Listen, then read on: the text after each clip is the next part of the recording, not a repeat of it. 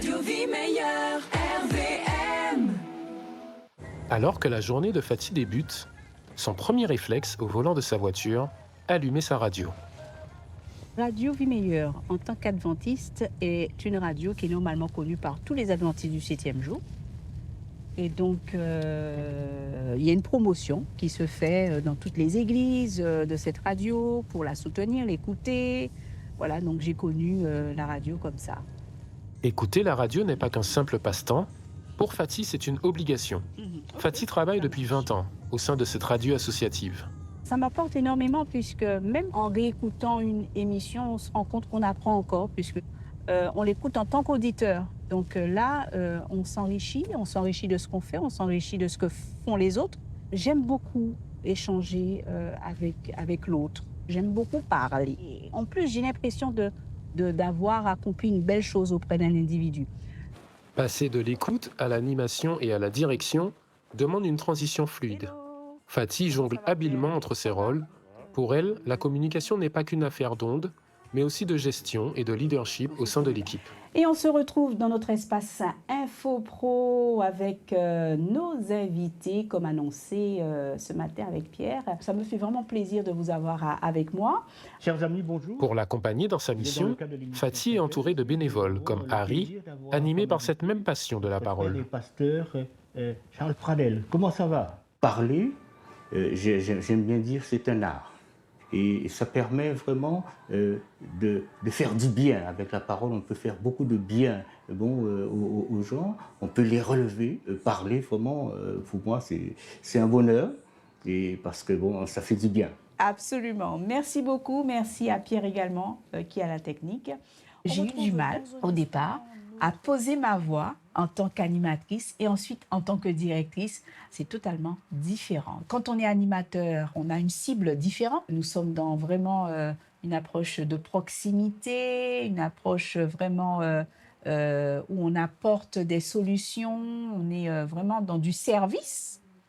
Mais lorsqu'on est directeur on parle en tant que directeur, manager, nous sommes dans de la gestion, nous sommes dans un accompagnement d'une équipe, nous sommes dans une responsabilité aussi que nous avons. Donc, notre parole sera différente, le ton sera différent. Au fil de sa carrière, Fatih a enchaîné les formations, affirmant son engagement pour l'excellence et le professionnalisme. Bien qu'elle ait acquis de nombreuses compétences entre 2001 et 2015, le diplôme le plus précieux à ses yeux est celui qu'elle a obtenu enfant, celui de jeune prédicateur. Petite, j'ai été intégrée dans des classes d'école du sabbat. Chaque semaine, j'avais des thèmes à développer, à apprendre avec mes parents. Et effectivement, des tours de table se faisaient, qu'on ait envie ou pas de parler, puisque l'idée, c'est de pouvoir être en mesure d'échanger, de partager sa foi avec les autres. Donc, bien évidemment, ça passe par l'art de parler.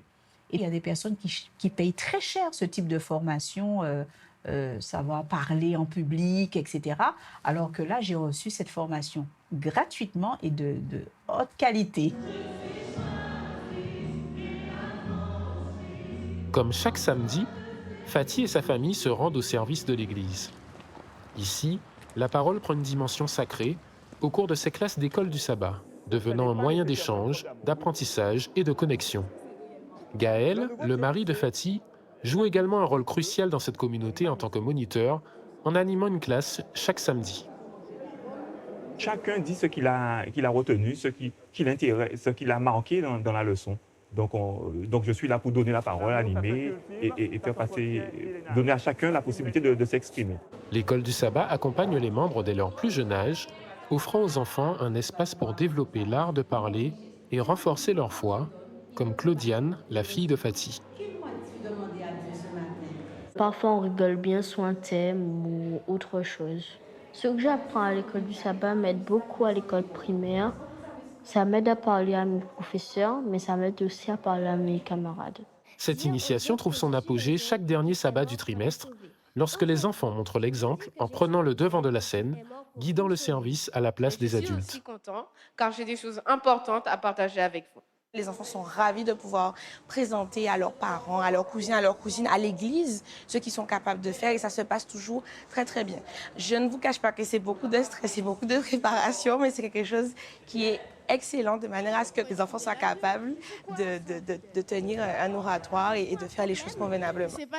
Ces aptitudes à s'exprimer s'avèrent essentielles tout au long de la vie. Pour Fatih, l'école du sabbat ne fut pas seulement une formation spirituelle, mais aussi une véritable école de leadership. Ça emmène à vraiment à développer des compétences de management, des compétences de gestion également. Donc tout ça, ce sont des situations qui m'ont vraiment aidée dans le cadre de ce que je fais aujourd'hui en tant que directrice. De son rôle à la radio à son implication dans l'Église, la parole est le fil conducteur de sa vie. C'est un outil puissant, une compétence précieuse qui permet de partager, d'éduquer et d'inspirer.